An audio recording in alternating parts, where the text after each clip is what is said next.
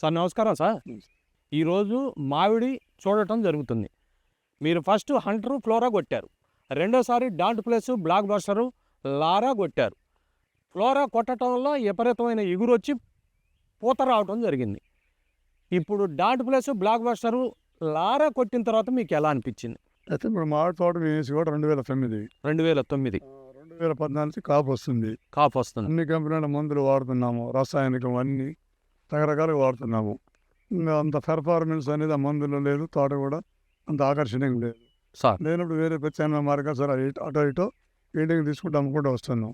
ఈ సంవత్సరం మాకు భయానకమైన పరిస్థితులు ఏర్పడ్డాయి.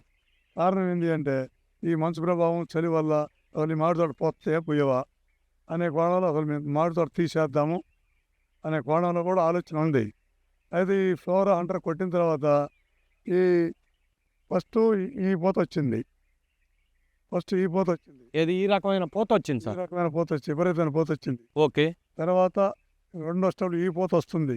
Okay sir. తర్వాత ఇంకో స్టెప్ ఈ చిన్న పూత వస్తుంది. ఓకే, వీటితో పాటు ఇగురు వస్తుంది. ఆ ఇగురు రావటం కూడా జరుగుతుంది.